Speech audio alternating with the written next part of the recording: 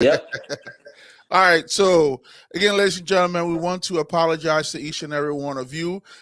We took a little bit of time to get here, but now we're here. We're on matters of our time. And so, today it's going to be an amazing day. It's a fired up show. Like we said, this platform is not about politics, it's about social matters. How can we connect the word? Through our differences or through our experiences. And so, even though we may look different, some of us are light skinned, some of us are really dark. We may be born in different places, but the fact that matters is we're all human beings, and our experiences, despite the fact that we may think are different, our experiences are a lot similar. So I'm looking forward to having an amazing show today. Hopefully, we have some beautiful insights and some amazing insights for someone today. Hopefully, you can learn a thing or two. But before we do that, I always want to say, I always like to share this out with my people. We're broadcasting now on Facebook Live on Matters of Our Time, and we're also on YouTube as well. So feel free to check out each one of those platforms.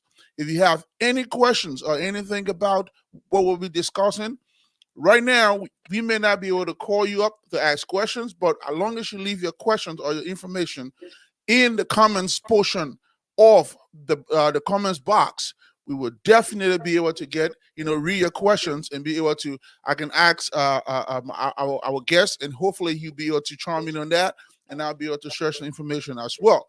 Again, we want to say relax.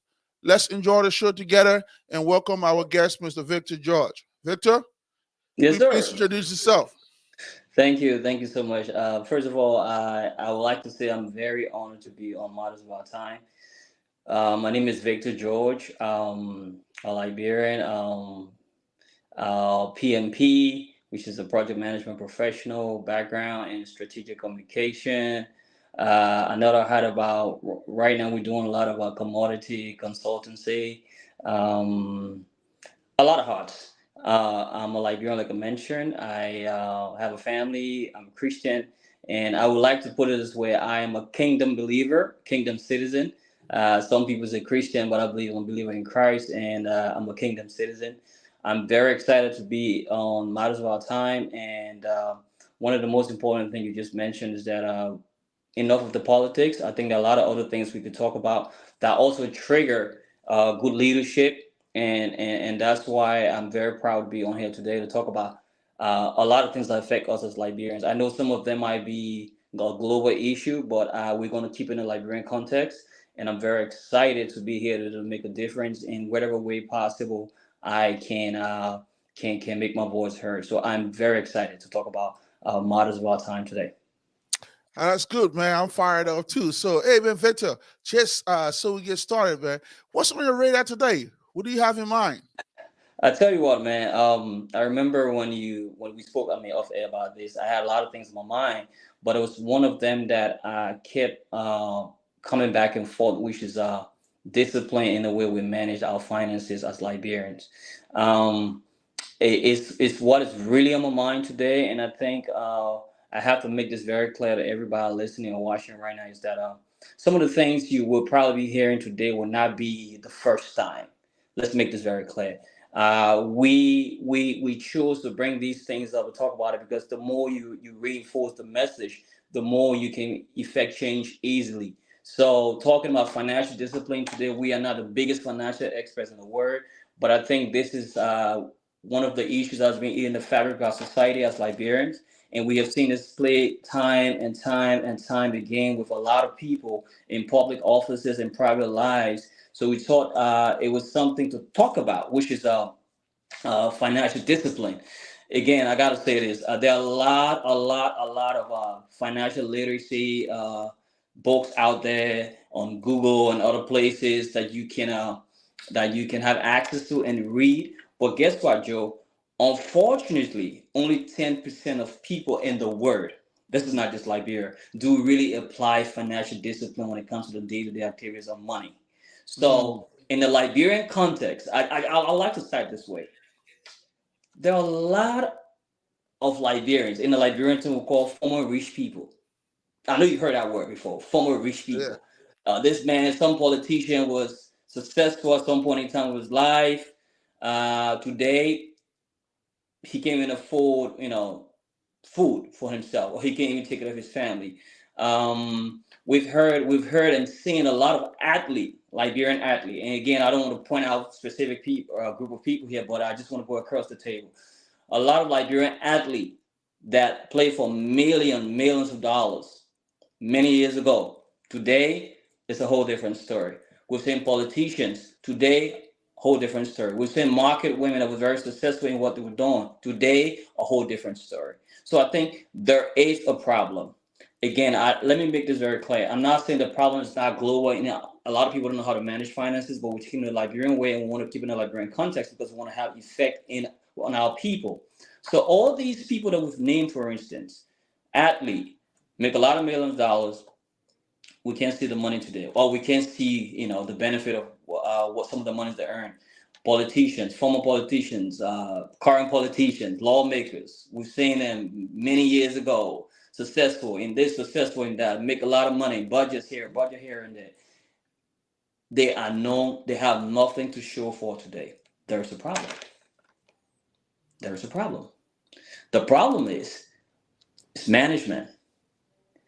How are we managing our finances, or how are we managing our assets as people? There's a problem. And not to just sway a little bit, but there's a lot of questions also in the Liberian local content, like borrowers of banks or financial institutions don't give money to a certain group of people. They only give money to a certain group of people. Now the question is, why are they giving money to a certain group of people? I don't want to again single out a group of people here, but a lot of Liberians will tell you that they don't get money from financial institutions because of XYZ. So all these things, I think there is a problem. Banks don't get into business just to throw out money. They get in business to trust people and build relationship and give our money to them.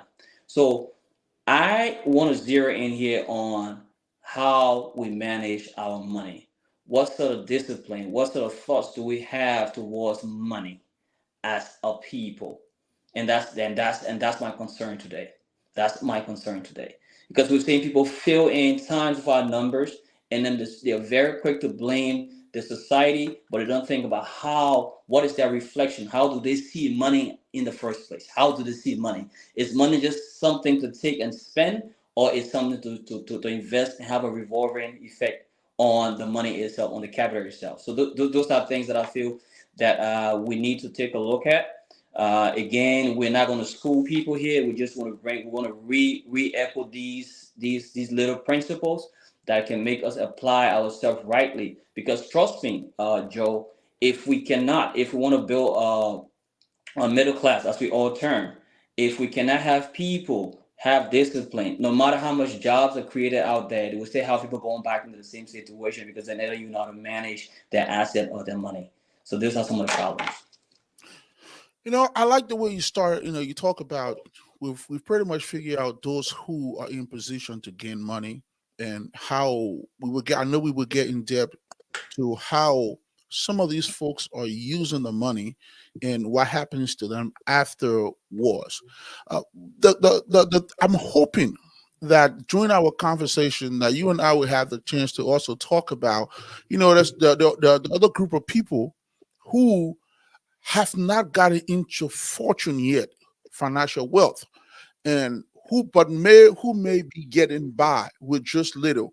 How those people too can also gradually, just a day by day, not with much, but with enough, can also to build some financial strength, so that they can also empower themselves outside of the realms of the so-called have.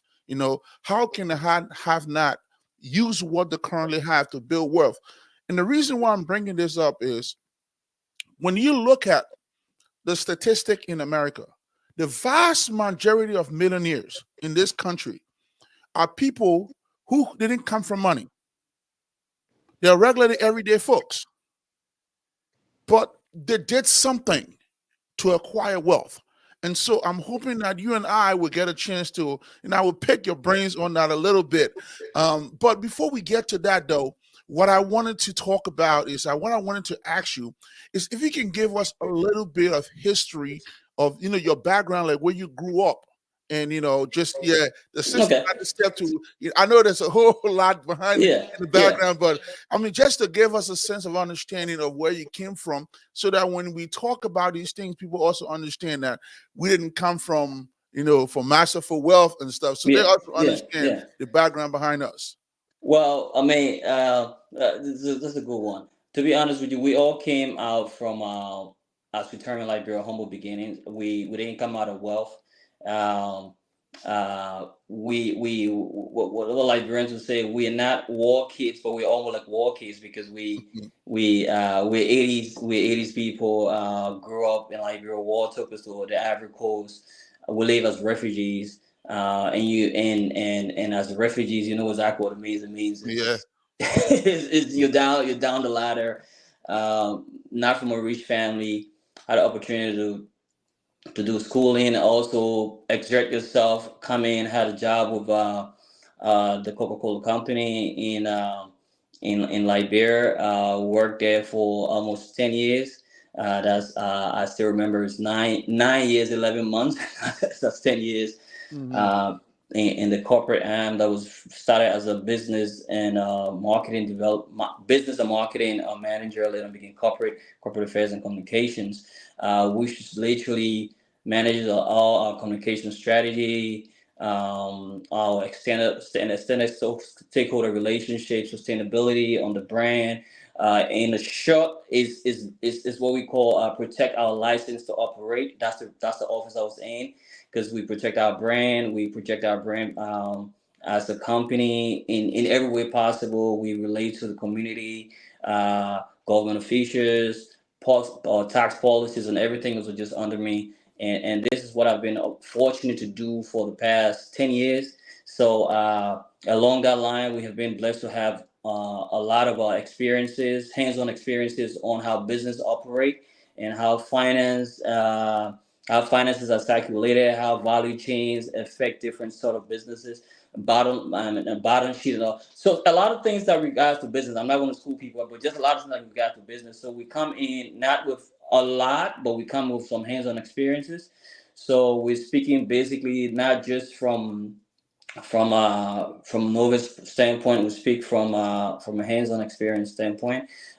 Here in the United States, I've also been fortunate to work with a major supply chain corporation as head of a business unit, and that has also given a lot of opportunities too. So back to your question, from a humble beginning, from nothing, later as refugees as well, as we said, and this is where we are.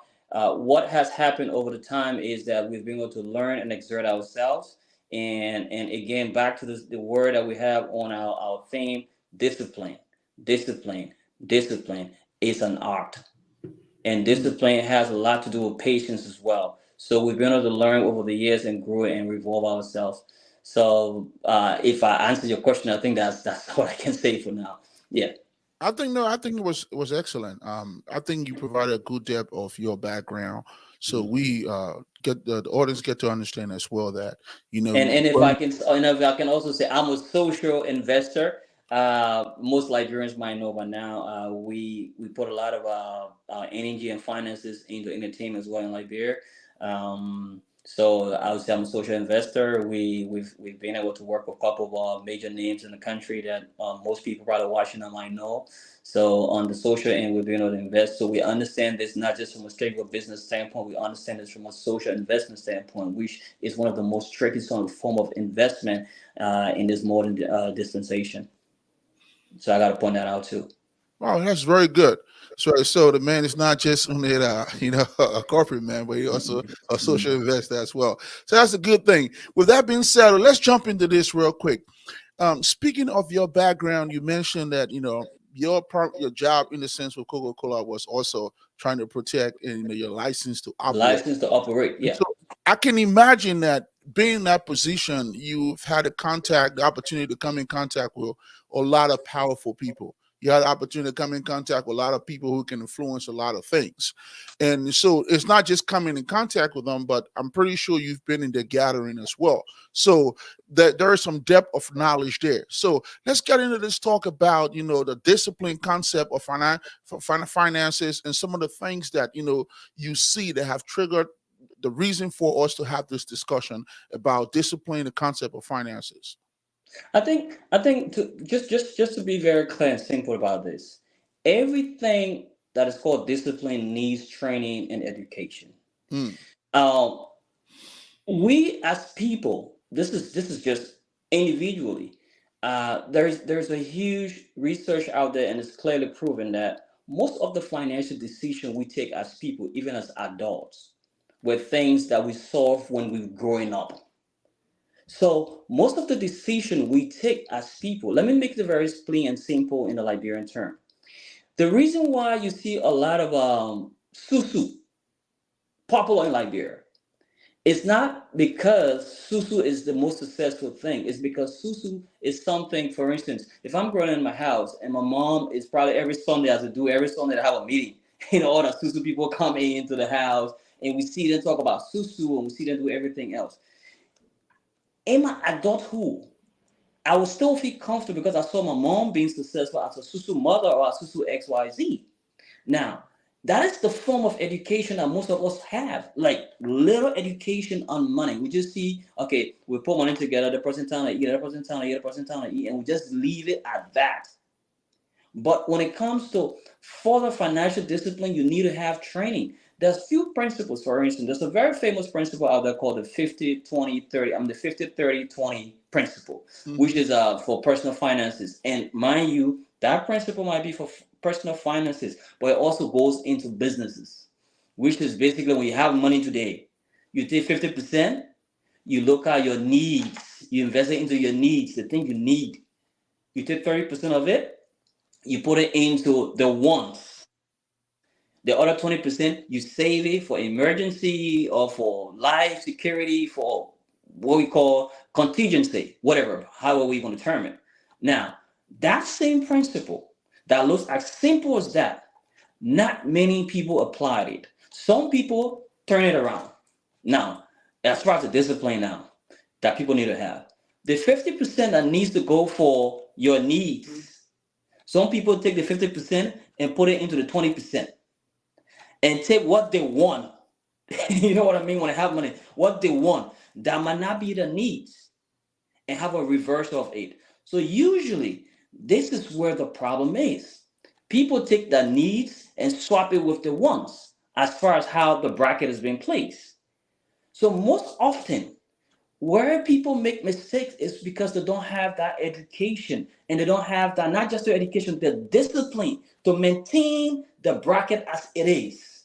The bracket is 50% your needs, 30% your wants, things you can want. You don't have to have it, but you want it.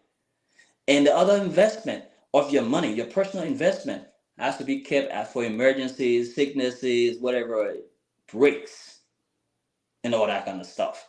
So this is what the problem is. In as much as people know these things, but they don't have the discipline to stick to the rules of engagement Mm.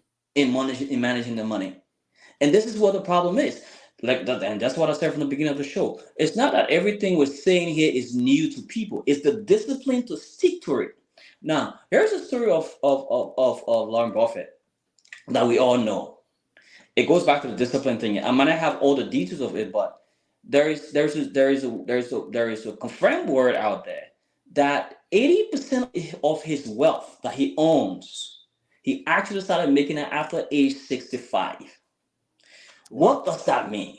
It means he had a process of investment with time and kept consistent and stay on a certain discipline and revolving the investment and everything else. So I think where we are missing, or where a lot of us are missing, and this might be global, but especially in Liberia, we go keep it in Liberian context, is that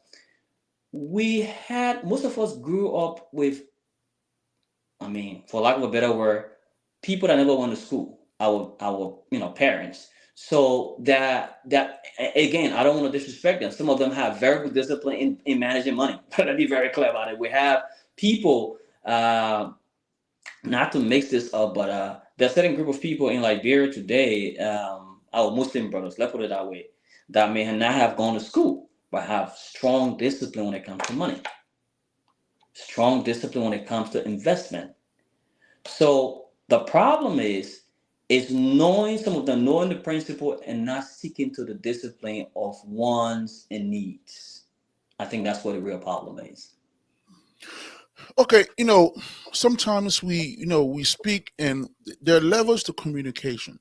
Hmm. There are sometimes in our settings you hear high level communication, you hear mid level, you hear bottom level communication. I think as you and I are speaking right now, we're talking about high level when we talk about concept, we talk about Hmm. discipline. For the ordinary man who those things may just simply pass over the head, because when we talk about concept in a very layman terms, what are we talking about when we talk about concept? And it is, can you just break it down for us, please? And also, what when you talk about discipline, describe what are the nuances, or what are the little things that they have to do when it comes to discipline. When we talk about discipline, All right, let me make it a little bit concept. When I mean I don't know how I can terminate a little, but let me just make it this. The thing about money, right?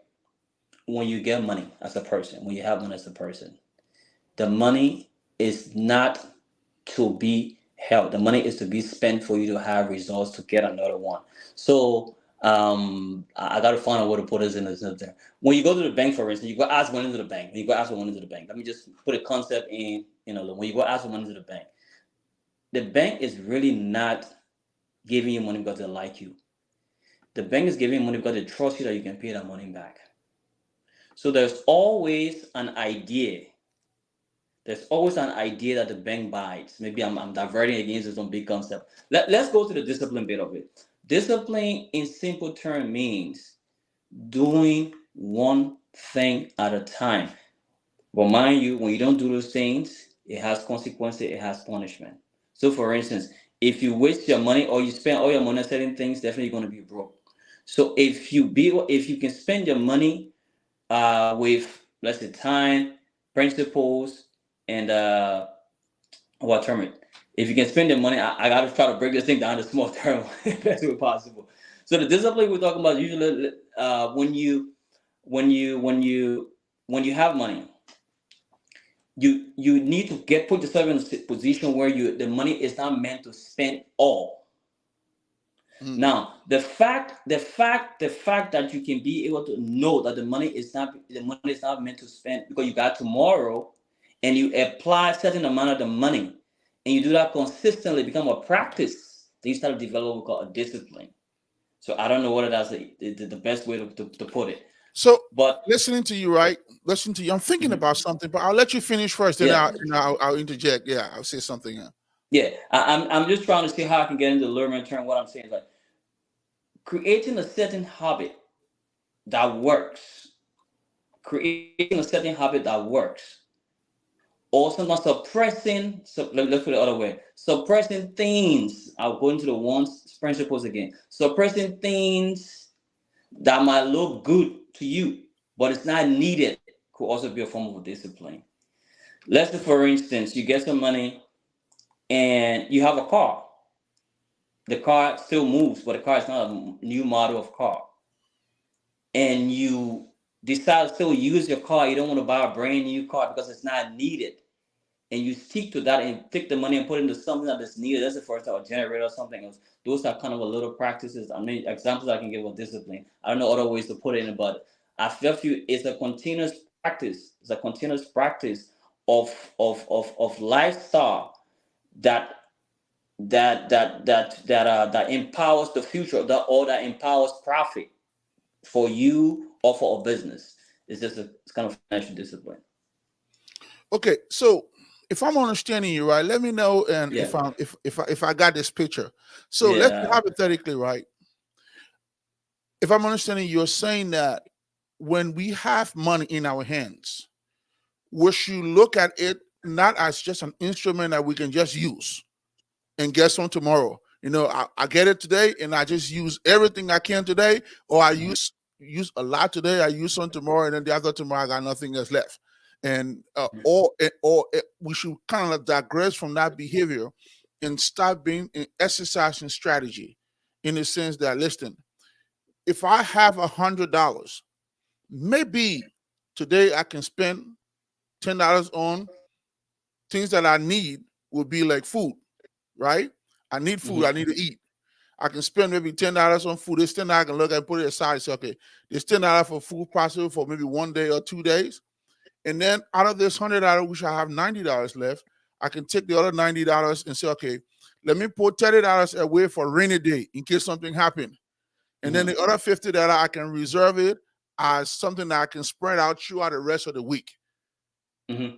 And then so I don't want to just do that one time, but every time I have money, I take that same approach towards it. Is that That what you're same talking about, approach. discipline? And let me add another thing. And even if your, I mean, I'm not going to say, and even if your best friend has problem and he come begging you for money, you stick to that rule. And this is where a lot of us has issue in Liberia. You got a guy who a lot of people will see as a government official. Oh, that man, I mean, man. Now, if you want to create that discipline, and I like the way you place it, if you want to create that discipline, you have to use that model again and again and again because you know what you're doing? You're taking care of the now and you're also saving for the future. You're creating security for yourself. You're taking care of the now and you are saving for the future. And that money will keep going again and again. No matter what happens. So let's go to the contingency again. I'm not saying to be so mean to your friends or your family members, but that's why it's split into three.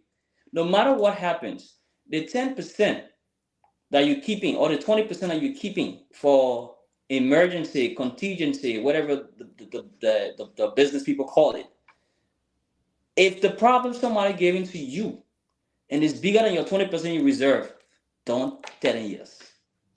Hmm. Don't tell them yes. I'm not saying you should be mean to your people. And this is the low man term now. The 50, 30, 20 policy. If you aim to your 20 and that 20% of the money you got or your investment you got, and somebody bring 50% kind of burden to you, let them consider you or mean man because you're following the principle that will make you sustain your security for the future. Hmm. That's where again we need to talk about because again we got to speak about this from different outlets. To be honest with you, the way our society is structured, a lot of people rely on you know government official when they empower everybody go to them and everything. But you as a government official, you need to also realize that you have a future, you have a Hmm. life ahead of you, and you got to be able to seek the principle that you can save tomorrow rainy days that you can be able to have something to look forward to. Now, that is just day to day.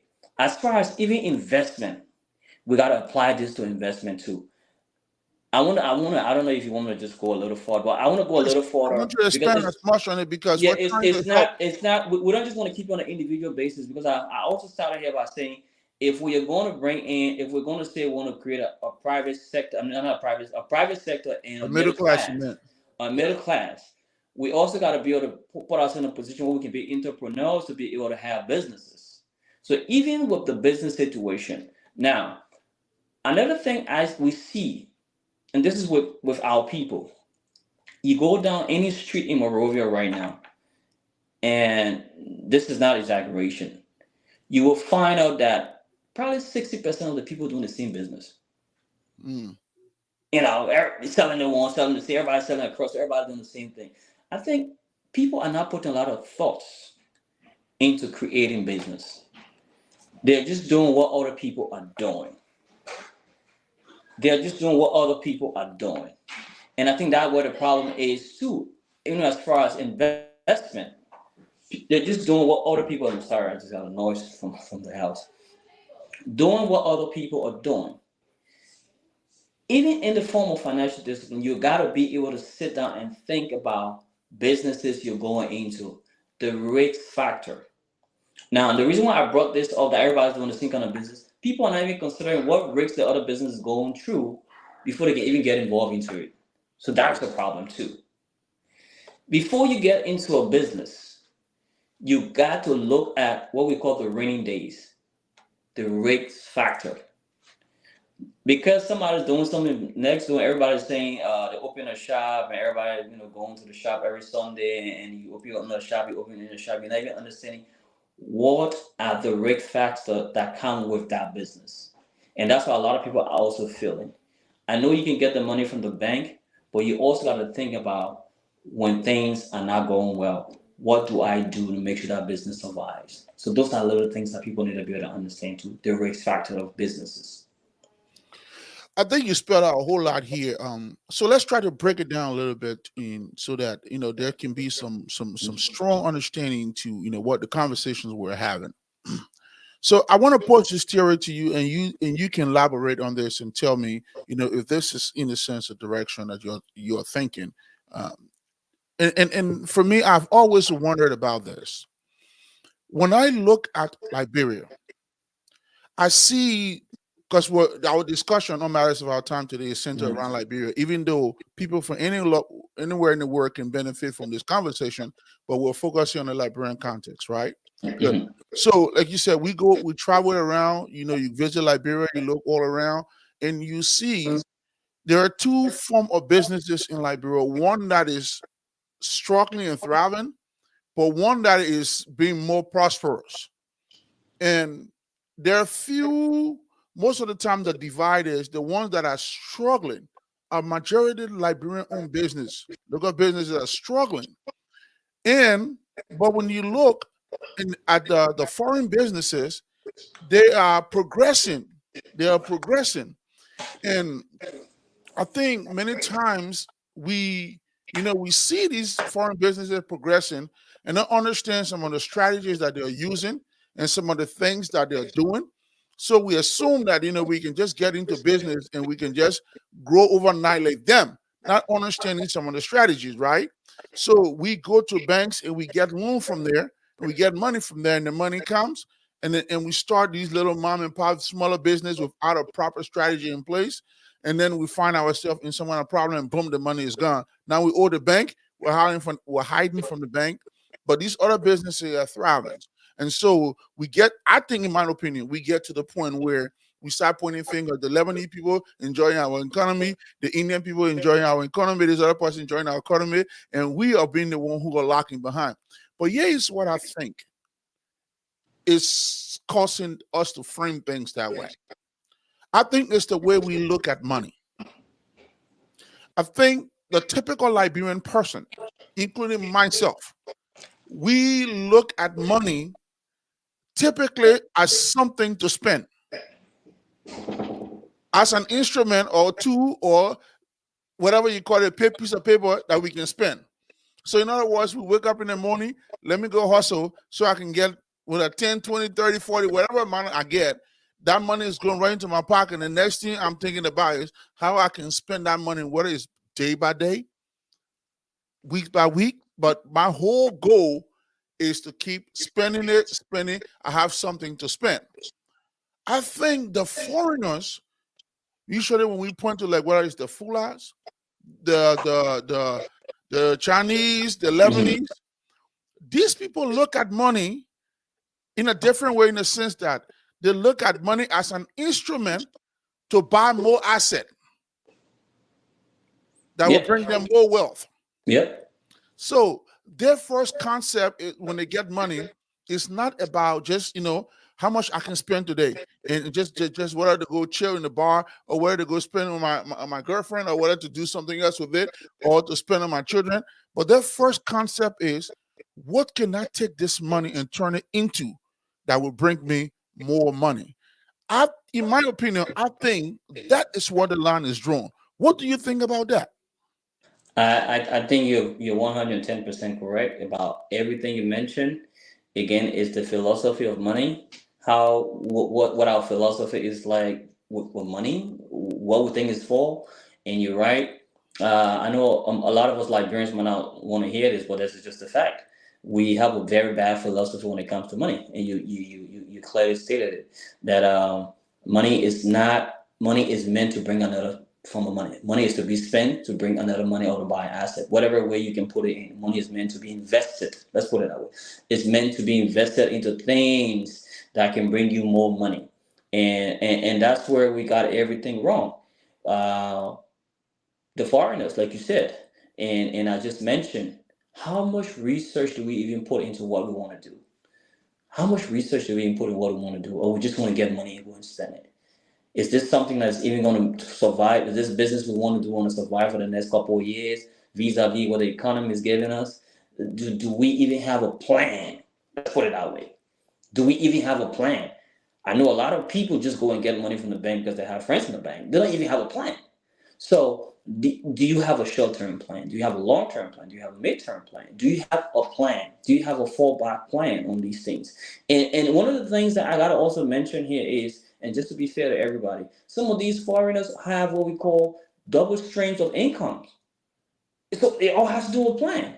You, the man might have this business, and you think you're gonna get money like him. He probably not investing into the business. You see him doing it now. He invests into something else that's gonna give him double streams of income. So one of those streams could probably be paying on the bank loan, and the other one's going to reinvest into something else. So, my brother, it all comes back to proper planning and our philosophy for money. If we cannot change that and think this thing is just to go and chill and everything else, then we have a problem. Back to the discipline again. Discipline requires patience. Some of those people, I was just reading on one of the biggest supermarket in Ghana, for instance. It's called Tim Milcom Supermarket or something. And I was just concerned about how these guys make so much revenue. And I realized that it was some Indian guy who came to Ghana, who went to Ghana many years ago doing Ashanti or whatever it is, and he was trading XYZ. Today, after several years, this is one of the biggest supermarket chain around the place. What we're saying is patience and it's plan. Patience and plan. What sort of plan? What sort of plan are we putting into the businesses before we even start going to the bank to ask for money?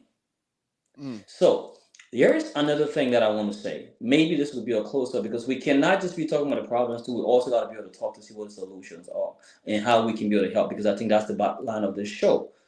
People need to start looking at subject matter experts and getting them to help them. You can't know everything. You cannot know everything. You cannot know everything so when it comes to money. That's why I say financial discipline. You can have the money, but you probably don't even have the principle. You don't know how to even apply investment. That's why they got investment bankers, they got advisors, and all that kind of thing. When you get a little money or you want to think about doing something, start going to people that have done it before in your low cycle. Ask them some basic questions. Ask them the hard questions. Ask them, what do you guys do during rainy season when you rain 7 days, nobody's selling?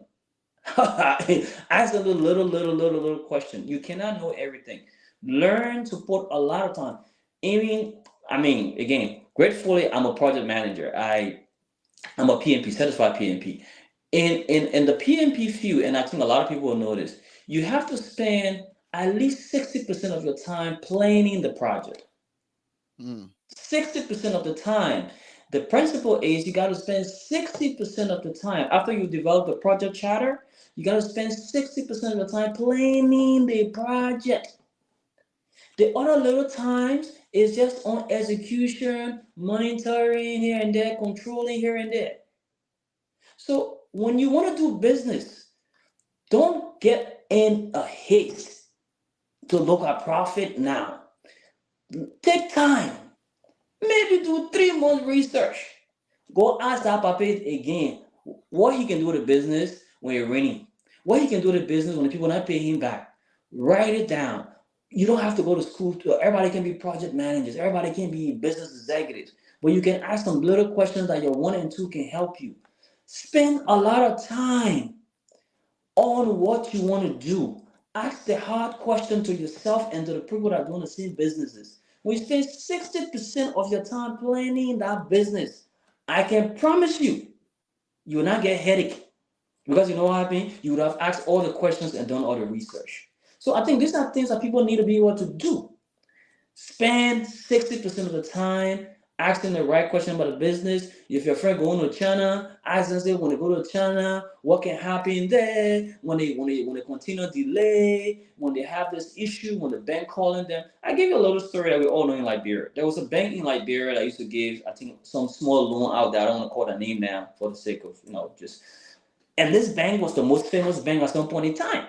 Giving Liberian people money, giving Liberian women money. But at some point in time, they were taking out everybody asset. I'll be honest with you. Access Bank. Access Bank was the most famous bank at some point in time because they came in and they were looking out for the people down the ladder of the economy. And I think they were doing what? They had a very good intention. But the same discipline we're talking about again. Because the said access bank have money to give, everybody's not going to access bank and making prestigious documents at XYZ. Boom. It became one of the worst stories ever over there. I know they have good intention, but here's the thing. The thing here is let us put a lot of time in planning. Let us put a lot of time in researching the business we want to get involved into. When you do that, you'll be surprised how much benefit you will have in executing, in just protecting, and just managing little rates. And another thing, again, when I want to speak high level, but I think that's the best way you can be able to help yourself to mitigate some of these problems that we have along the line. And so, speaking, we're talking about, folks, we're talking about the concept of financial discipline amongst Liberians. And, we go back to this, let's go back to the issue of the concept that we laid out, that, having a system, having an ideology, having a belief or a process, and that process, in order for it to work, has to come with some level of discipline. And so that's where the whole concept of discipline, and I say, relates to financial issues. Because part of the problem is our people are crying every day. They're crying that they don't have any money. They're crying that, one thing after another, that, the things are so difficult for them. How can they get over it?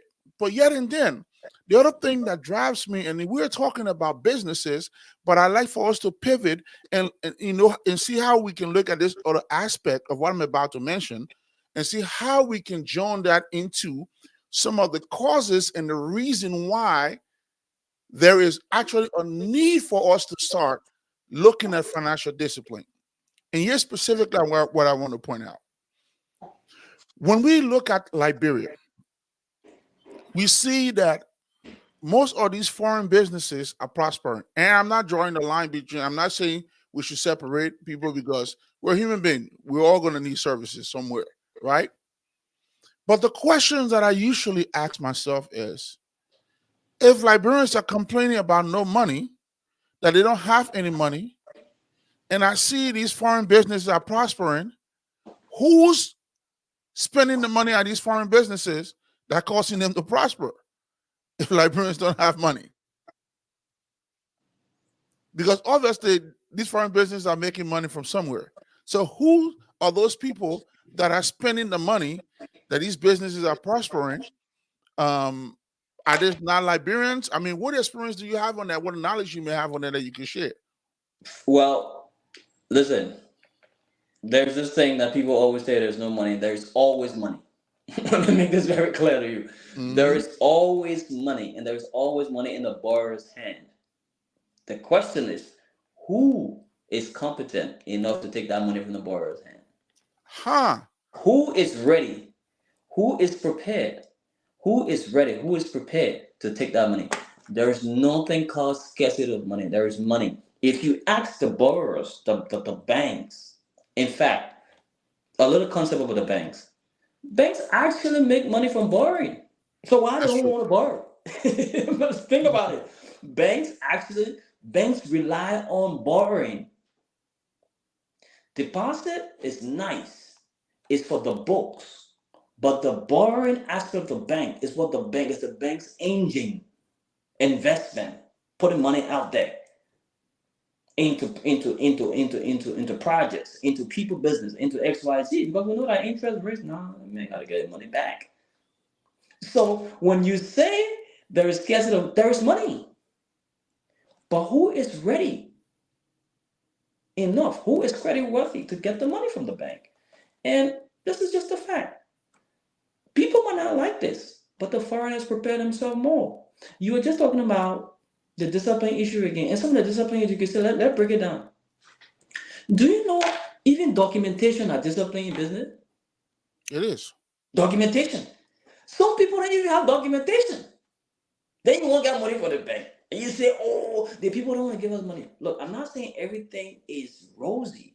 I'm just saying the discipline of a business or an individual will qualify you for having the business. Again, we said it here, the bank is not looking for people that they like. The bank is looking for people they trust that can get their money back on. So back to your point.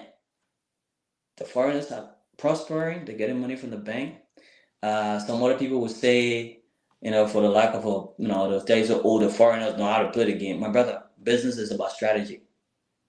If they know the strategy and know how to get the money, then they're better business people. If you say, oh, the Lord can do them, they are better business people. Period. There's no other way around it. I know what a business is. I remember at some point in time, this is so funny. We were very tight on sales, and my boss looked at me and said, "You know what happened, Victor?" I said, "No, go and do what we call guerrilla marketing. Get it by force. I don't care." So when the Lebanese have a strategy that is working for them, and you want to be bad mouthing them, you better learn how they're doing it. I'm not saying they're doing everything right, but back to the point, there's always money available because the banks survive on giving money out.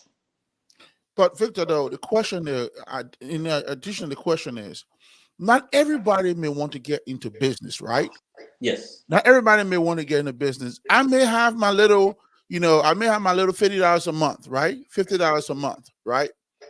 But I may not necessarily want to get into business. I may be just a college student, right? For now, I want to focus on school, but at least every month I can get my $50, right?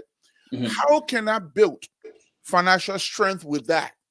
Even if I can get $50 every month, how can I set it up in a way that I can? Because it also links to the fact that, in the question I asked you previously, because here's what I see. We go to these businesses, whether it's on the beach on the weekends or it's these restaurants during the week. The vast majority of the people are there are the same Liberians.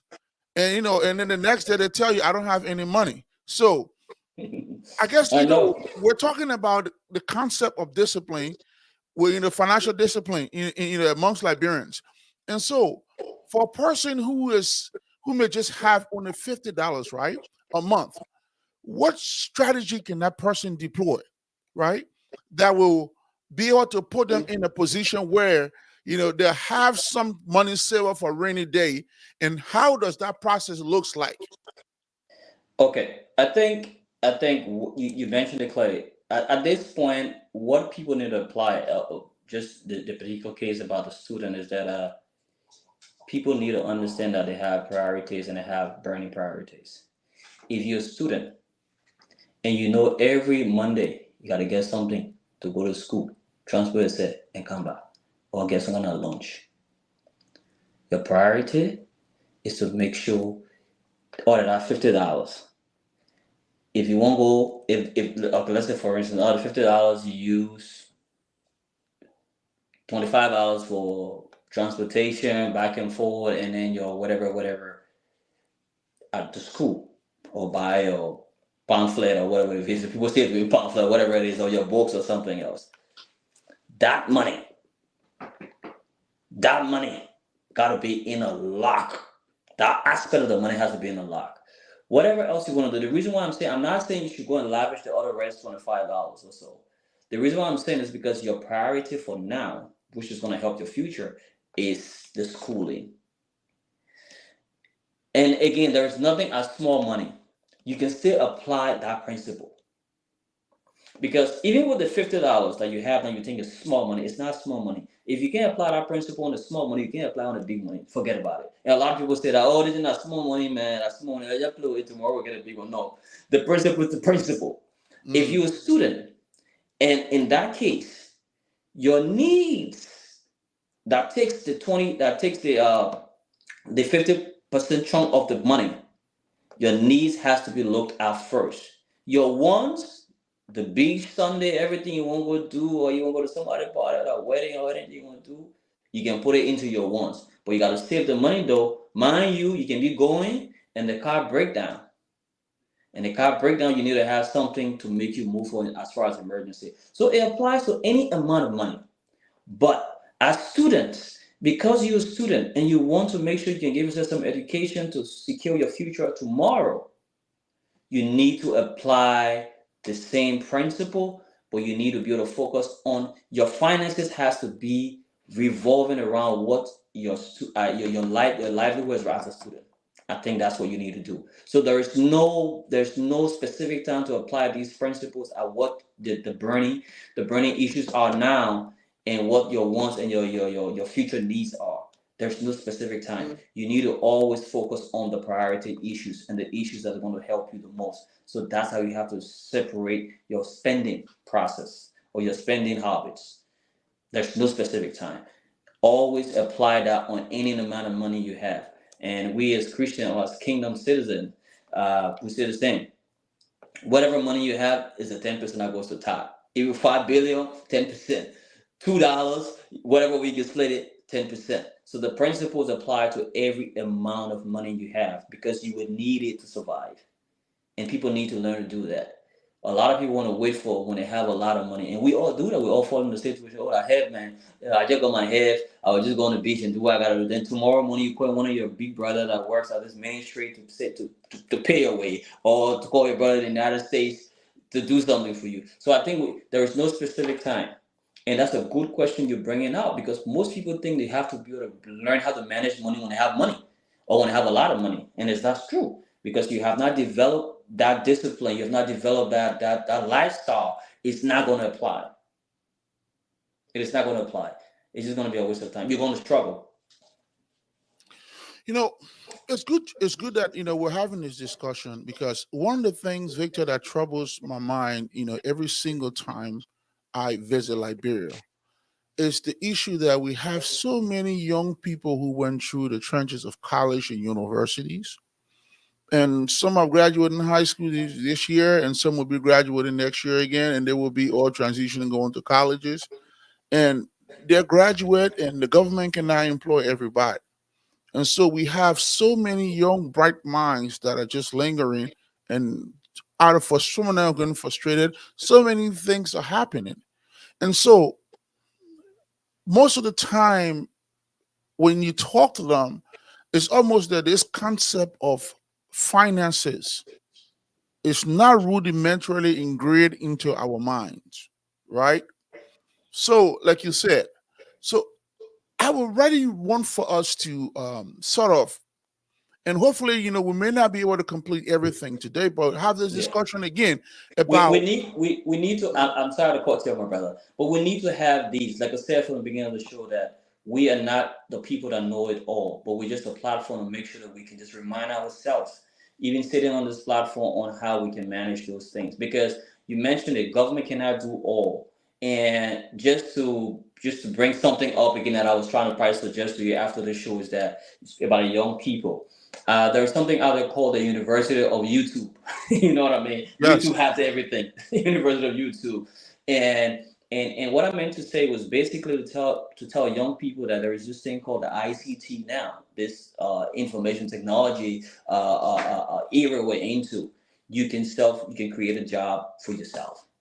You can create a job for yourself. Maybe there's a certain skills you need to have to be able to do it, but with the phone in your hands and other things now, people are creating jobs for themselves. I'm not saying everybody can do it, but as far as I'm concerned, with this new wave of what technology is doing now, once you can go to school, you can read and write. There are other mediums of creating small streams of revenue for yourself. It doesn't have to be a lot of money, but it can be something that can help you. Because the age we're going into now, job creation, it might not just be from the companies anymore, it can be from yourself. It's just an idea. Again, it goes back to having little skills here and there and asking people to be able to help you out. Maybe at some point in time on the show, we can talk about that aspect of our job creation in what the new dispensation of the world is now and how people can be able to benefit from that, especially in the ICT age we are right now. So that's something we could probably talk about in another time. that's a good point because what I would do is, maybe on subsequent show we will have a couple of financial expert come in. That way we can Mhm. all collaborate and have this discussion about, the Mhm. job creation aspect, the different technical aspects of it. Uh, but I want to also have this discussion with you about this concept that, when we talk about financial discipline, I don't know, maybe it's just me, right? But I Mhm. do think that there's also this concept in Liberia that everyone who comes from America has money, right? Uh, um, Yeah. and sometimes it's not of the folks doing in Liberia because some of our people exhibit or display certain behaviors that gives people the perception that most Liberians that come from America has money and everything is silver and gold on this side, right? But I also want to correlate the concept of discipline, right, amongst Liberian with that aspect of given some of the challenges that exist within America. You live in a Liberian context in Liberia. You live in the context within America. You saying you saying both words, right? Mm-hmm. What are some of the things that you see, and hopefully you can describe some details on that. What are Mm-hmm. some of the things that are causing the problem or the misunderstanding? Number two, what is enabling Liberians in America to have a little bit of change that looks like it's a lot of money, especially when they go back home, and also how our people can start a process to build more of a collaboration and understanding some of the methods in which people are using on this side of the world that are transforming their lives that they can use within the context of Liberia and transforms their lives as well. So if you can, share some light That's on the that. whole. That is the whole. That's a huge topic. That has to be probably we gotta find a time. If I have it to talk about matters of our time, that has probably we have to have full versions of that topic. Now let me start off by saying this. That's a very good point. I think money was always money, but it is our nature that comes into effect that change what money is. What am I saying in short? Money is there. If you greed it, you treat it a greedy man way. So your fear, your greed, your anxiety, your history of money can affect your spending behavior. Let's put it that way. A lot of Liberians, especially in the United States, we Liberians are our own problem as far as how people in Africa perceive people in America. I think we misrepresent the actual things that is happening in America or our lifestyle in America. In most cases, we misrepresent what is the situation here. Some people have reasons for doing it. Maybe some people want to settle score with somebody back in a home in Nuku Town. Some people want to settle score with somebody back somewhere. And telling them like I have made it. Some of them will even tell you, "Oh, we one step to heaven. After that, I heaven, and all that kind of stuff." And when you tell people one step from here is to heaven, they think everything is good for you. So I think we are misrepresenting America in most cases. I'm not saying everybody's doing it, but when you tell people that you are rich or you have everything, when they ask you for a little change, you should be able to give it to them. So people that are misrepresenting the life in America and the structure of life in America, let's make it very clear, because America has a structure, and that's Can you what describe what that structure is, please? exactly America has a Yes, please structure. do that. Yes. America's structure is, first of all, everything, nothing is free. Let's put it that way. Mm. So when you see somebody putting picture out there and it excites you, it's not free. America has a structure that you have to pay for everything. Even as we speak on this right now, we know that if I was a consultant and I have what we go almost 1 hour, I'll be paying you or you be paying me. Hmm.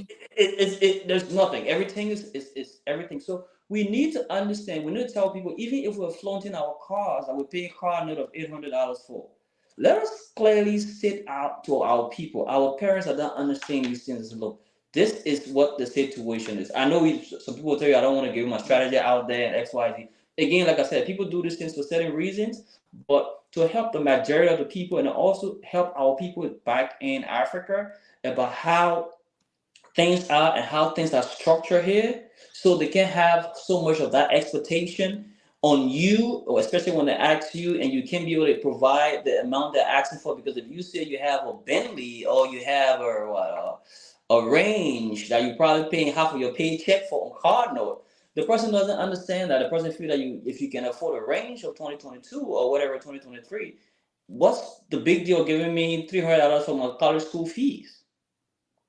But the structure here is You gotta pay bills. There's nothing free, and and that structure, you can never leave from it till you say you leave in this country. Just forget it. If you say you want to live here, you gotta make sure those things will be, and those things are non-negotiable. It's not What a do put. you mean when you Oh, say that? sorry. What do you mean when you say that? I mean, we're still talking about a Yeah, concept of yeah. What discipline. and Concept of the discipline, yeah. structure you're living in is non-negotiable. If you got somebody's car and you take it from the car lot, and you miss your day on this, some companies might have flexible term. The next month you'll be sleeping in. A lot of them can even come to your home 4 a.m. in the morning and pick up your car. They can wait while you're sleeping. I know a lot of car companies, truck companies will pick up the car 4 a.m. in the morning before you even wake up. So the structure is everything here, and just to go further to that, there's a credit structure as well, and that's the credit structure that makes people that probably people don't understand the other side, that makes people feel that you have the money. Yes, they will provide a facility for you, but you got to be able to pay for it. And some of those payments, depending on what policies you get under, will probably for 3 years, 4 years, 5 years, 6 years, depending on whatever it is. So nothing is free, and I gotta be honest. There's not a lot of dispensable cash in the way the structure is around a lot of Liberians. I don't know how a lot of Liberians live in the United States, but if you just on top of your head look at the jobs that people do, the dispensable cash, the bracket, that free money. Let's put it that way. Let me forget forget about that term. The free money space they got to spend extra small money or to do other things. Trust me, it's a tight budget. It's a tight budget. And this is without me not knowing all the Liberians in America, but I can tell you for a fact, and this is among at least 75 Liberians in America. I can say that based on how the economy, the inflation rate, and everything else, and just across the board, not a lot of Liberians have a lot of dispensable cash to be sending money anyhow over there. So this goes to say that people should also appreciate the little things that people do here to help on the other side. But then again, the people out here, please stop misrepresenting your lifestyle and how things are ran here. I know you want to show the people that you live, you okay, you fine, your life and everything, but sometimes go beyond just telling people you have what it takes to also help them, because it's going to ease the nerve as well when they're talking about asking you for money. So, I mean, I'm hoping that we'll have a little, we can have a little bit more time to talk about this topic before we close out. But because this is Mhm. really important, hitting on this issue of, most of the time when we talk about financial discipline, we have the common tendency, especially those of us in the diaspora, to always point to the people in Liberia and say, well, y'all need to do this, well, y'all need to do that. But most of the time we don't look at ourselves that live here and talk about how some of the things that we have to go through day in and day out that have brought about the experience. While we tell people, say, you should do this, don't be spending too much money, don't do this and don't do that. So, I had a chance the other day to speak with some young people about the concept of why is it that you see a person and come to America, and maybe after like 2 years they have a car and they may have the newest cell phone that comes out and all these things, they ought to buy these things, and people say, well, because you have jobs, because you guys are working, right? They say that, but there's a whole background story to how these things come about. And as we're talking about the concept of discipline, financial discipline amongst Liberians, and I believe that all of these things, that the way the system is set up, like you said, are some of the reason why we automatically, not voluntarily but by force, develop some level of financial discipline. Oh yeah. Because the phone you get, you credit it. Some people clothes they wear, they credit it. The car you have is on credit. The house you live in is on credit. Even the computer and every little thing you have, Everything for you the most own part, is is on on credit. credit. And it's easy based on you just paying these bills every month. And like you said, having very little cash, extra cash. When you talk about dispensable income, we're talking about just money that you can spend at any time, right? And only a very small amount of that money is left over for you to be able to do those things. So a lot of people live their life on just spending with credit cards. And we see here the ones that are actually exercising some level of making sure your bills are paid on time, making sure that your credit rating is high, so you'll be able to afford things. Those people really don't have money like that because they're paying their bills on time. But we have some people that we see are actually not, They're the not ones for the okay. ballers. Financially, they're not okay. Yeah, They're not that's a okay, fact. but it gives an impression that financial discipline exists. And so we Yes. see in many cases our people get old, and when it comes time for retirement, they're struggling. The only thing they have left is a little bit of retirement if they work for that. But some people don't even have that, and so you become more of a liability to the government and your children. So, if you can share some light on what you discovered when you first got here to this point now, the things that you've seen. I mean, you may not call names about it, but give some real life examples of things that you've seen that other people can sit down and listen for and say, you know what, I can relate to that. Because the whole goal and objective here is that people can learn through our experiences as well. So some of those examples that we can give. Yeah, yeah. I think one of the things you mentioned, just to pick up before I go to the example, is you mentioned something very important. I think the system forces you to even be financially disciplined to be able to plan your finances, to be able to deploy your finances rightly. But again, I don't want to point out people, but a lot of people are still not exhibiting the actual discipline. Like for instance, on the choices of gadgets we get, or the choices of cars we buy, and stuff like that. I mean, You can speaking too still much here when you say gadgets, you got to explain what gadgets you mean. the So, the the the the, the phone or whatever, or the TV that you pay. Some people got 50 inch, some people got 70 inch, or whatever it is. I know they want to live like, because America is stressful. So when you have the opportunity, and that's a fact. I'm not saying this is just be political, but that's a fact. I know you want to live your life and everything, but I think even the choices of those things that you're crediting also got to be looked into too. So it's not just people in Liberia we're talking about. We're talking Liberians now. Even the choices on the on the things you acquire in America on credit could also be looked into that. How well are you scrutinizing it? And you just mentioned about the retirement thing. What is your plan for retirement? Do you want to retire in the United States? Do you want to retire in Liberia? So if you want to retire in Liberia, what are the choices you're making on your car, for instance, on your mobility, on your car that you take to work back and forth and XYZ? Some people would choose to say, you know what? I'm not going to prove anything to anybody here. I'll buy the thing cash when I have some small money, and I save every money that I have that I'm going to be paying on notes. So those things too are things that some of the little things that we can be able to do here. But back to the example, we see a lot of people here that when you come to the United States, it's like day and night. Like everything is the reflection of what you see. When you're back in Liberia, when you come to America, it's day and night. I was telling somebody the other day. I said, uh, when you come to America, the person that picks you up from the airport, you can automatically go into a boot camp. I might go to a school. Like you automatically go into a boot camp. And with those out of the boot, you go into a training zone.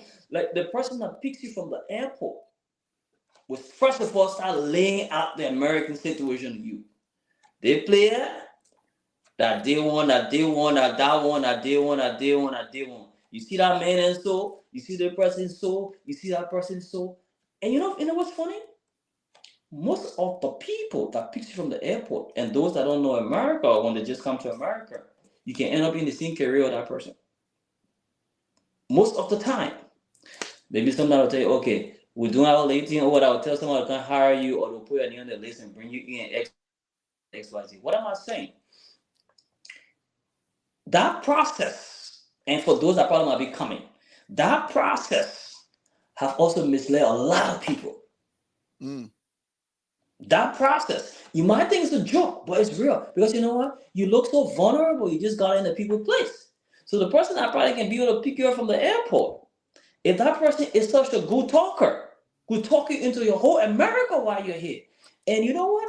Maybe you might do it, it might be the right thing to do, but sometimes some people don't even recover until they leave from here.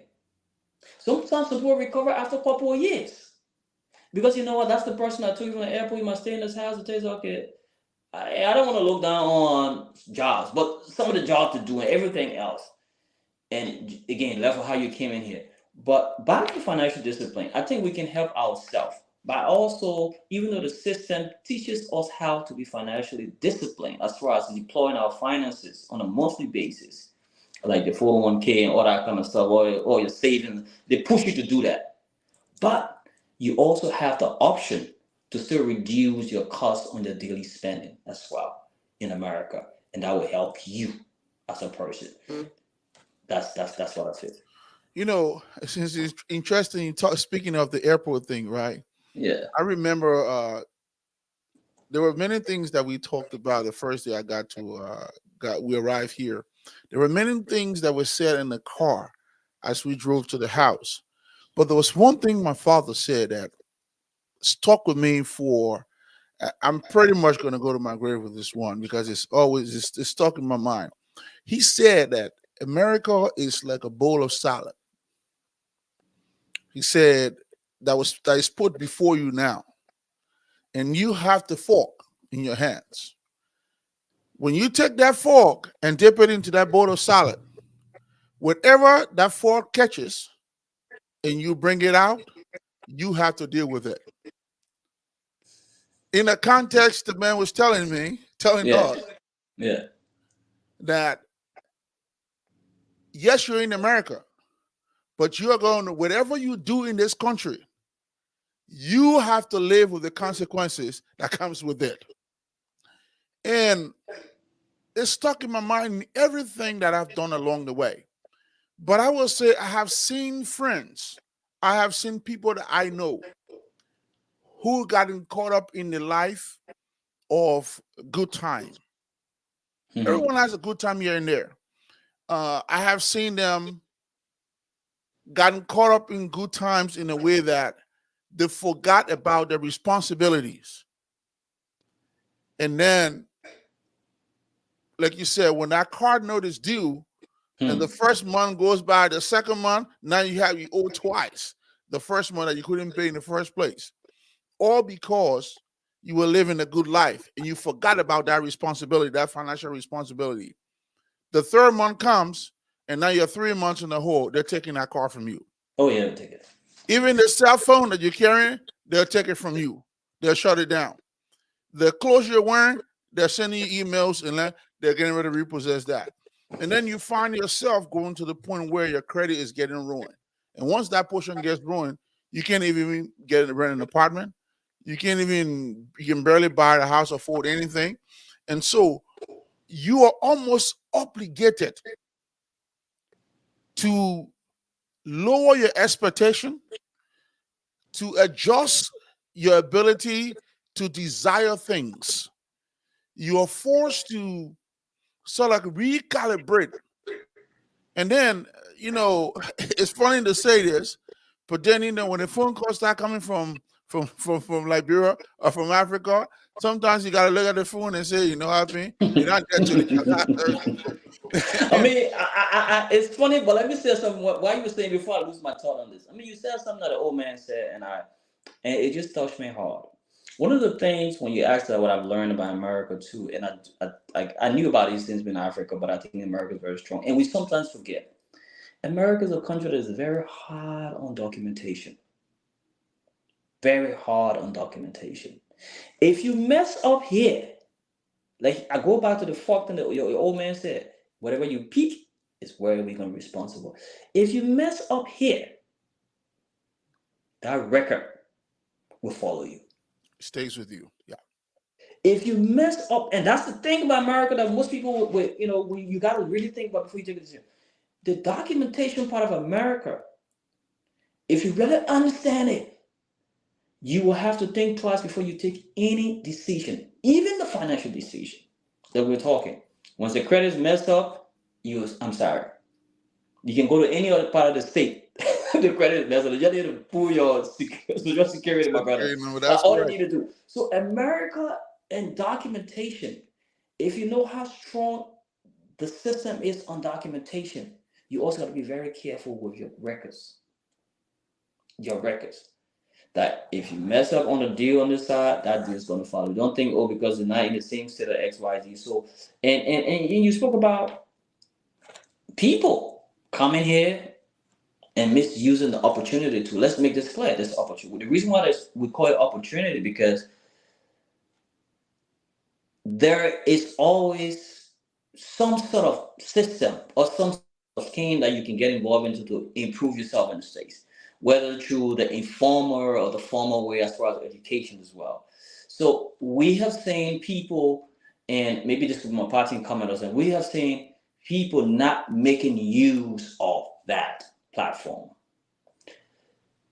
In as much as there are issues, but if you push yourself and discipline again, if you push yourself to plan yourself and get some sort of certification, education, whatever it is, get some sort of training, whether through forklift, whether through nursing, whether through whatever it is, it sends you a couple of steps ahead of other people. And I think that's where you're going to people who come in and mess up. You got to put that at the back of your mind. You're coming, most people come here, they're adults. They already have a couple of kids in Africa. They already have responsibility in Africa. So you're not going to approach America the same way other people came in. You got to approach America with a whole different plan. You got to approach America where you got to be a couple of steps ahead of it because you have responsibility or was in Africa. And I think that's something people have to be able to understand too. If you come here as an adult, you got to accelerate. You got to put the foot on the gap and accelerate. You got to push everything in acceleration mode because you don't have that time. You are in some cases you are at a disadvantage because you have come from a whole different culture. You got to reculture yourself. Mhm. As far as accent, I know a lot of us struggle, and that's another thing we'll probably talk about on the show again. As far as accent and everything, the fact that you can even manage your accent on the job is depressing. I know, I mean, it's depressing. I've seen a lot of old people here. They go to work, they don't even want to talk. They Yes. don't want to talk about it, understand that. And in your mind, your nerves is depressing because you know you've been talking to 20,000 people back in Africa, and nobody can say but you come here, and even when you open your mouth, it's depressing. So all those things to navigate your way around, when you come, you have to have the mindset because you are a couple of steps behind, and you got to look at it from an acceleration mode as well. And Victor, I think we will continue this discussion on Yes. financial on the concept of financial discipline among Liberians. But as we kind of wind down for the night, there's something I also want to share, and hopefully the you two can share light on this. One thing my dad also said to me that kind of stuck in my head, and it's like a nugget that I can share with you, the show, and everybody else. Hopefully, someone can learn from this. He told in this. He said this. America is America.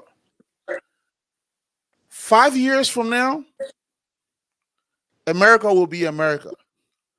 10 years from now, this country will be this country. 20 years from now, America will be America. So the choice is always yours. If you sit back and you do nothing to improve yourself, 5 years from now, the same America you're looking at today will be the same America 5 years from now. If you do nothing to improve yourself or change your condition, 10 years from now, America will be the same America. The country will remain the same. But the individual who wants to improve themselves must be prepared to make that change. If you don't change, the country will remain the same to you, whether it's 5 years, it's 10 years, it might even get worse. And in other words, as we're talking about the concept of financial discipline among Liberians, it applies to the fact that if we want to change the things that are happening to us, we will not change that by just changing the country. We will have to change ourselves. And we will have to develop a different mentality and approach to how we conduct business each and every day. When I talk about business, I'm not talking about just market business. I'm talking about our lively Yeah. activities. Our life is a business. So, you know, I would like for you to share any part on what anything that you may, Yeah, yeah, yeah. you may have ideas on that, so that someone too can learn from, what it I is that think you're. I just want to buttress you, especially on the America thing. Uh, America has a culture, and like your dad was saying, this culture is going to be this culture. A simple example, and this is not a bad mouth Africa. When you go to Africa, you go to Africa, John Potato, who this and that, who knew da da da da. I know it happens everywhere. But one of the things I realize in American culture, especially when you do interviews, they always ask you, "What can you do?"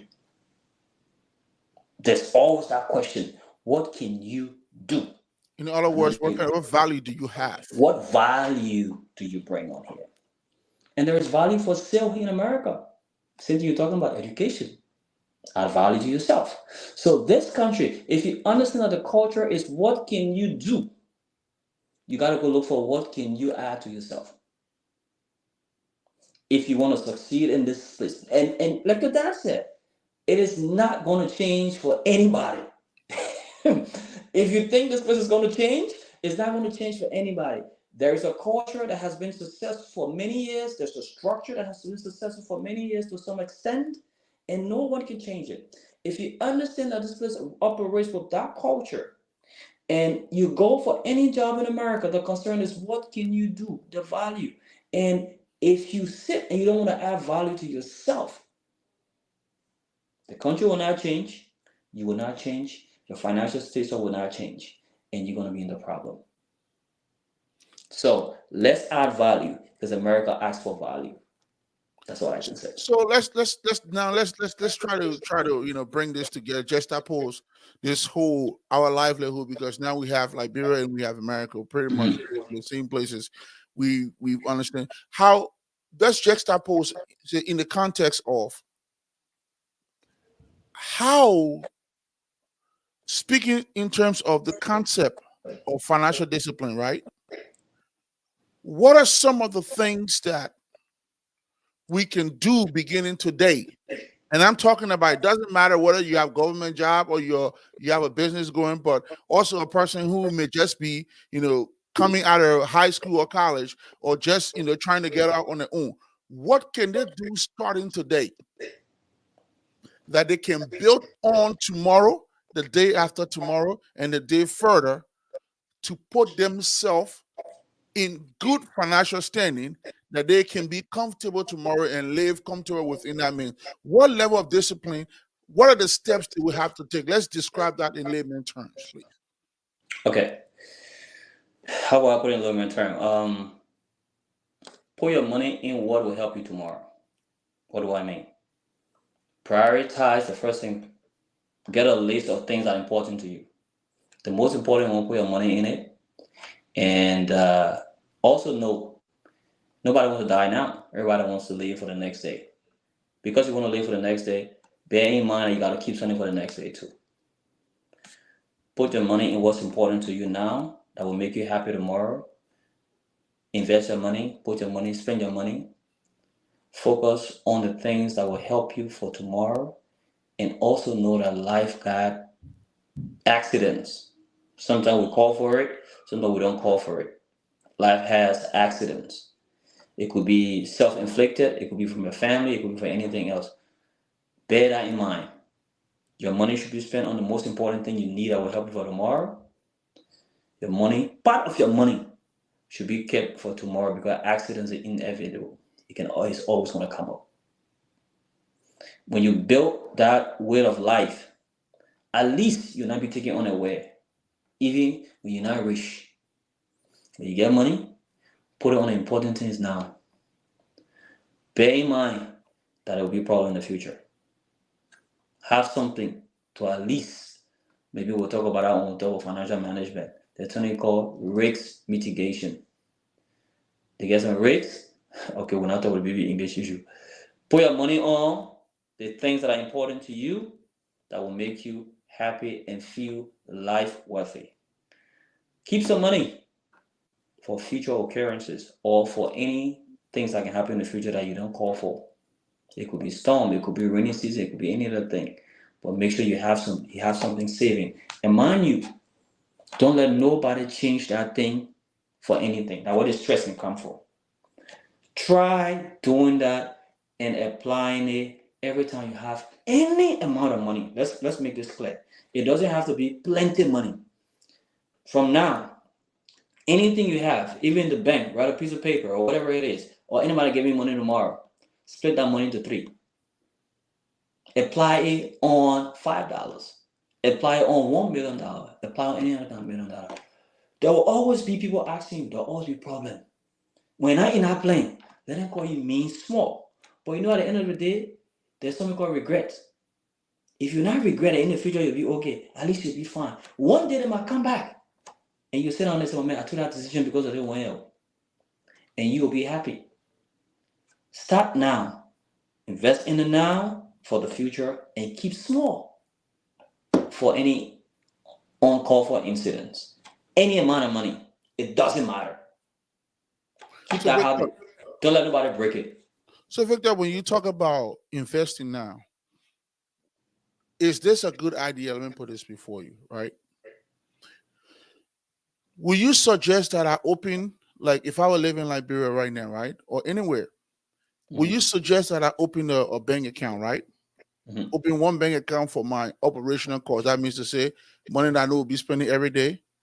Open a separate bank account, maybe with a different bank where I can create my savings. And I have strict restrictions on it where I have a restriction on it where I'm only allowed to put money in it for a certain period of time. I'm not allowed to take money from there, right? mhm, Let's say if I open a bank an account with LBDI, right? I say this one is mhm, my operational account. I have access to it. But then I open a separate bank account, like a savings account, and I say this savings account, I'm going to put restriction on it for the next 6 months to a year. mhm, The block is on there. I cannot take money from there. But mhm, every time I get, let's say I get $10, I got 20 dollars, I got 20, I take half of it and I go and put it there. And I go and put it there. Could that be a way also for me to start? Because if you look at it, if you took $10, right? Let's say hypothetically you get $20 every week, right? mhm, And you took $10 out of that week, there's 52 weeks in the year. If you took $10 and put it away, that $10 you'd be surprised will become 500 and what? And mhm, $520 by the end of the year that you already have saved up. And mhm, you'll be surprised how easy initially it's going to be hard. But over a period of time, you will be surprised how that will become a second nature to you. It will become so easy. But when we talk about a discipline part, the first couple of months is where the hard part the will come into struggle, play yeah, because all yeah. kind of things will start happening.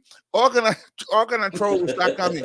But you have to be able to hold firm and say, Yes, this money, I yes, am not going to touch it. In yes, fact, say, when you go to the bank, let the bank tell you no. You can't take yes, the money from there. yes. But then you'll be surprised how when it comes to the end of the year, how much money you have That's saved. that's That's that's a something that fact. you're talking about. That's a fact. That's a fact. And I know we're wrapping up on, but I gotta say this though.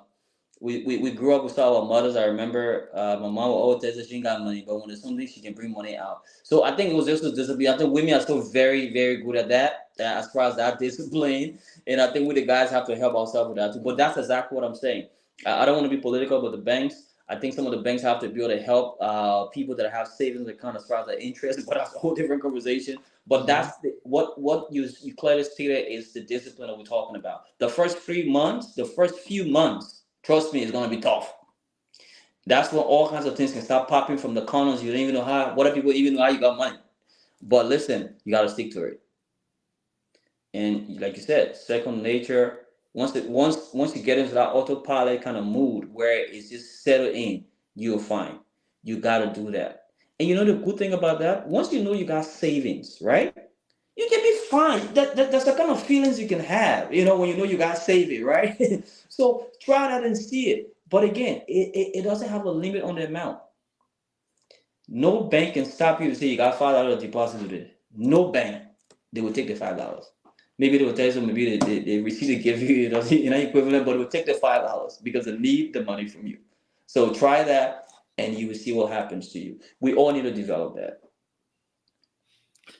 Hello, Victor, man. It's been Yeah. almost an hour and 30 minutes. We've been on this. Yes. Initially, we planned to talk about an hour. Now Just we've an gone an hour, hour and man. 30 minutes. Yeah. It's good conversation. So, it's the hope that we will be available to continue this conversation about financial. Just developing the financial discipline within amongst our fellow Liberians, and hopefully, Mhm. it's my hope that but hopefully next week we can talk about it again if you're We can available. talk about If it you're and not, we can other talk about things. it Yeah. another time again and continue And to talk job about this creation concept. and job creation because Joe, this idea is for us to try to give our little advice. And like we said again, we're not a know-it-all, but we just want to share experiences and to also be able to talk about the things that what people talk about every day. Because you're right, when it comes to unemployment amongst the young people and the drug and everything else, is a whole different box. Okay, so maybe with time, again, by God's grace, we can have the time available to talk about that. Maybe bring somebody else as well who has even more vast knowledge. We want to make this thing a melting pot, as you always said. It's got to be a melting pot that help the country. I know very well. It's funny, but if this has been politics, we're probably going to be shouting here, But now we're not shouting because it's not politics. But we want to talk about the things that can trigger good politics. That's the point. And these are the day-to-day bread and butter things we need to talk about and make sure we can help ourselves and help the government, help every a better country. But I'm excited. That's good, man. You have any parting words for us, man? Any parting words for us? Uh, The only parting word is I know we said everything and we might not be right on everything, but I will say this to you: think about your life now and think about the future because you want to live for tomorrow. And that's the same kind of a revolving pattern that your finances also have to have. If you want to live to see your great grandchildren, you want your money to also live to be able to help your great grandchildren as well. So have that revolving pattern of mindset when it comes to finances and how you can deploy your money, and it will help you. So that's just it. And there's no other way to start but to start now and to start a little amount you have because that's what you have for now. That's what I can say. All right, folks, there you have it. Again, we want to take this time to say thank you to our guest, Victor. He seemed like he's going to be a permanent part on the show so we can talk about just discipline, the concept of discipline when it comes to finances, especially among us Liberians. Because if we don't start from home, the people got a parable to say. If the house doesn't sell you, the streets will not buy you. So if you Mhm. got to clean up anything, it's always good to start cleaning it up from home first before you reach out to the public. And so, on that note, we'd like to say, Victor, thank you so much for being here, and thank Yeah. you for allowing yourself, the time to come here and Mhm. share some knowledge. Because, like they say, it takes a village to raise a child. So you Yeah. never know who may be at that position and may be thinking about balancing their finances and could learn a thing or two from us today. If and to the grand audience as a whole, if you know of anybody who may be a financial expert who can share some light on this thing, feel free to let myself or Victor know, and we will bring that person into this chat room because the goal at the end of the day is to help everybody become comfortable and financially reliable and dependent. Because when we all work together, as our national anthem says, in union, success Success will show. show. With that being Success said, show. we'd like to say to each and every one of you, please be safe out there as you go about the weekend. Be safe. Enjoy yourself. The weekend is here. Have a good time. For us on the East Coast, we're gonna be dealing with rain, but we're gonna make Mhm. it make Yeah, it we had a for lot you. of rain today too. So yeah. Exactly. For folks who are driving in the rain, be Yeah. careful. And with that being said, we will see you here again next week, Friday at 5:30 p.m. We apologize for the logistical issue today, but we've gotten through it and we've had an hour and a half of show. Again, thank you very much. Please share the video. Please leave your comments so we can all make the process better because there is something for everyone to learn from this process. Again, we say thank you and Mhm. may the Lord protect you as you go about your weekend. See you next Friday. Amen. God Victor, bless. thank you again, All my right, my brother. brother. God bless, and thank you for the opportunity. And have a great weekend, everybody. We're proud to be here. I will probably make sure we can get another expert on sooner or later, but I'll let you know maybe afterwards and see how we can talk about this. There's a need to talk, and this is the platform. Thank you, and have a great weekend, guys. Bye Bye. bye. Yeah.